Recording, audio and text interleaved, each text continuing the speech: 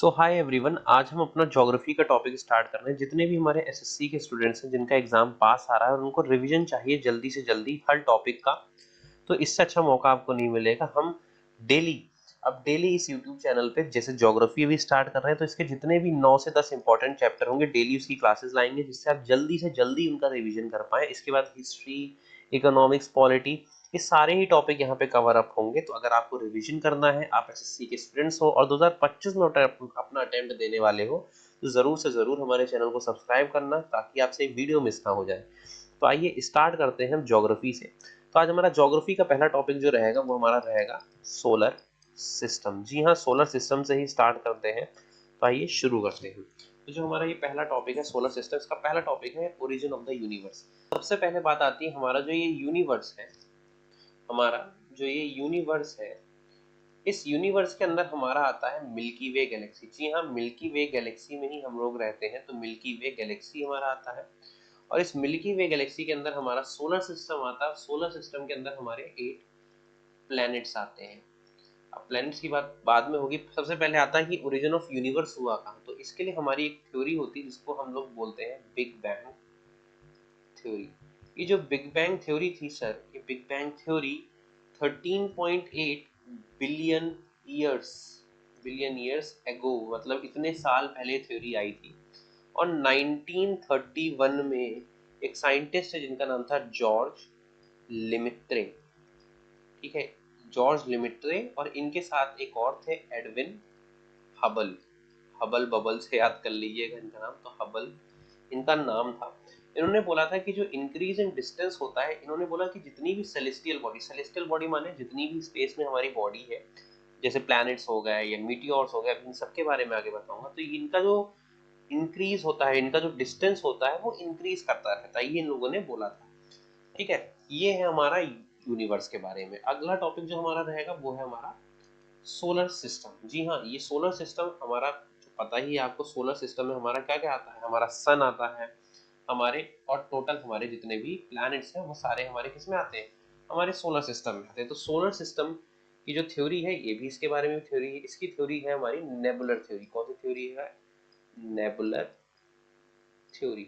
ये nebular theory जो है ये 1755 में इमैनुअल कैंट ने दी थी। किसने दी थी? इमैनुअल कैंट ने थ्योरी हमारी दी थी। और इसको जैसे पहले क्या होता था कि इतना हम स्कोप नहीं रहता, इतना साइंस एडवांस नहीं थी, तो जो भी साइंटिस्ट थ्योरी देते थे, अगर उसके बाद उसमें कोई गलती पाई जाती थी तो उनको रिप्लेस कर दिया जाता था या उनको मॉडिफाइड कर दिया जाता था। इसलिए जो इनकी थ्योरी दी गई, इसको 1796 में रिप्लेस कर दिया था या मॉडिफाइड कर दिया था लैपलास ने। तो ये चीज कभी कभार एसएससी पूछ लेता है।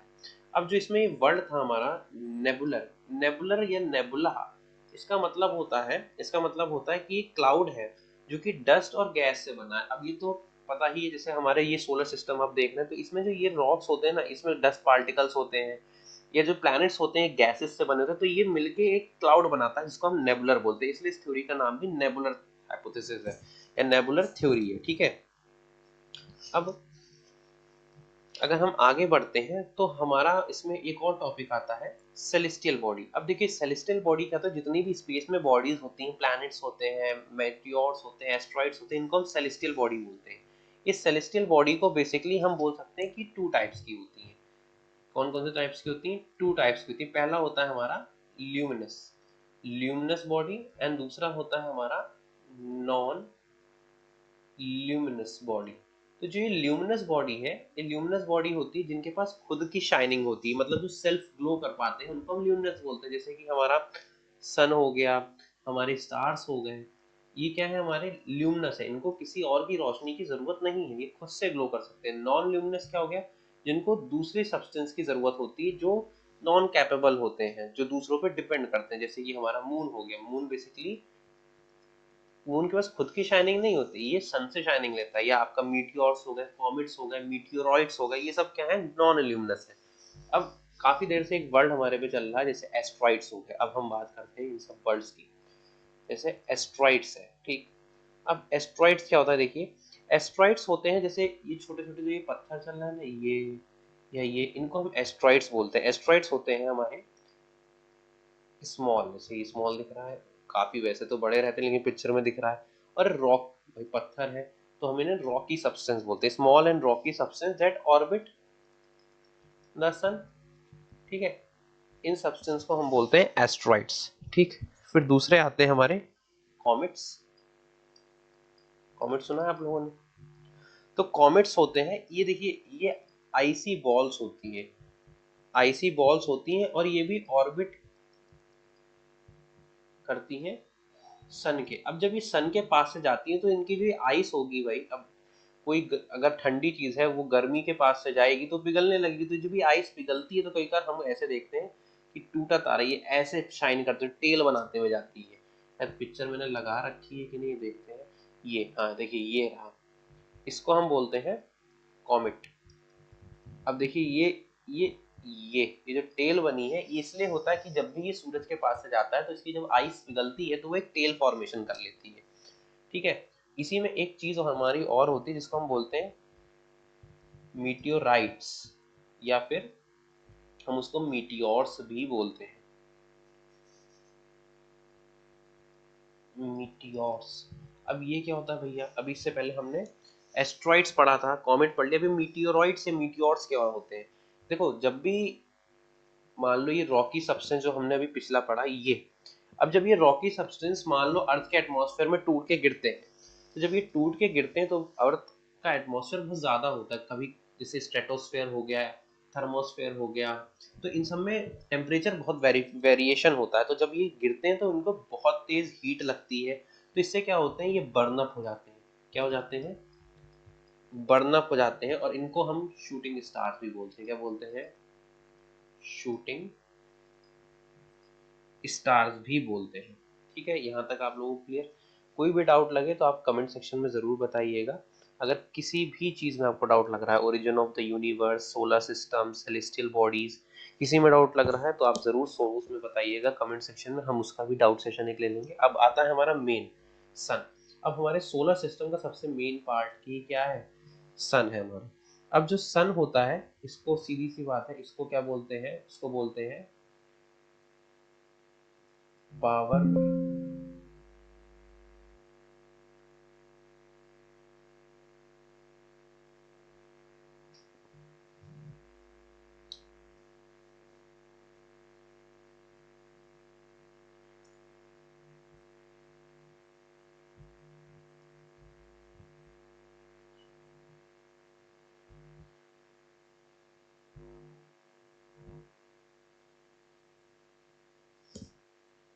Power house of the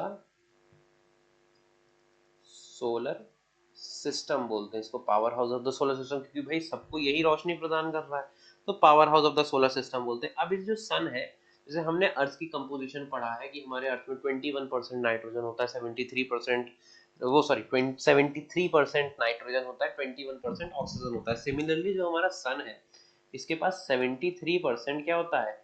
hydrogen होता है, एंड 25% इसके पास हीलियम होता है, और जो बची कुची हैं वो अदर गैसेस होती हैं।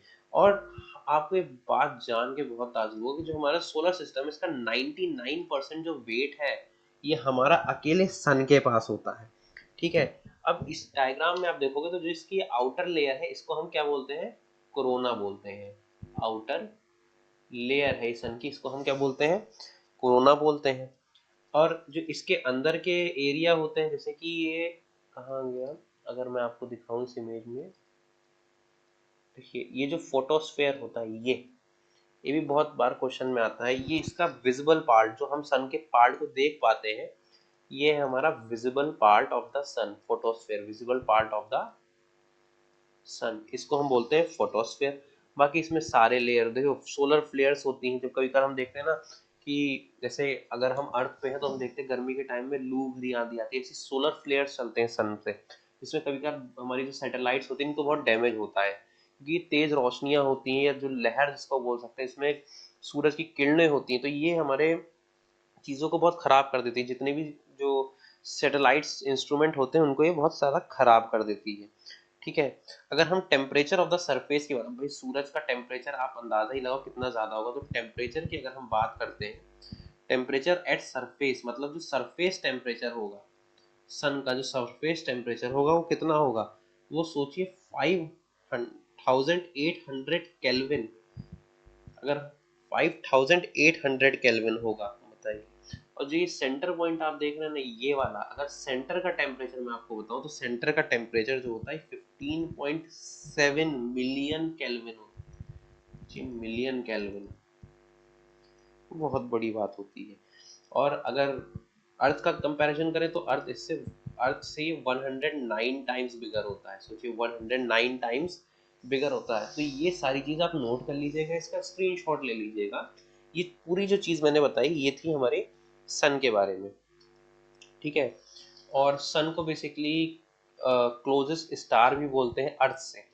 क्या बोलते हैं इसको, बोलते हैं closest star of the earth. अगर कभी कभार क्वेश्चन में ये आ गया कि सन के अलावा अगर कोई क्लोजेस्ट स्टार बताना है तो कौन सा होगा, तब आप याद रखिएगा उसमें फिर होता है हमारा प्रोक्सिमा सेंचुराई। अगर पूछ ले, अगर ऑप्शन में सन हो तो सन करिएगा, अगर वो अदर पूछ ले ये ऑप्शन में सन ना हो तब आप प्रोक्सिमा सेंचुराई लगाएंगे, ठीक है। यहाँ तक किसी को डाउट हो अगर तो आप बताइए, यहाँ तक अगर किसी को डाउट हो। हाँ एक चीज मैंने और नहीं बताई कि जैसे ये जो हमारा सन है इनको नापने के लिए जो डिस्टेंस होता है, जैसे यहाँ तो हम लोग किलोमीटर ये सब नाप लेते हैं, बाकी यहाँ जो डिस्टेंस नापा जाता है वो लाइट ईयर से नापा जाता है। अगर एक लाइट ईयर की अगर हम बात करें तो एक लाइट ईयर में हमारे 9.46 इंटू 10 की पावर 12 किलोमीटर होता है। 10 की पावर 12 मतलब 10 में 12 जीरो पीछे मान लो, इतने किलोमीटर होता है एक लाइट ईयर हमारा, ठीक है। और इसको नापने की यूनिट अगर क्वेश्चन में आ जाता है पारसेक, तो 1 पारसेक ये भी याद रखिएगा 3.26 लाइट ईयर होती है। तो ये टोटल जो था ये भी मैंने सोलर सिस्टम के बारे में आपको बताया, हमारे यूनिवर्स के बारे में बताया, हमारा एस्ट्रॉइड क्या होता है, मीटियोर क्या होता है, कॉमेट क्या होता है, ये आपको बताया है।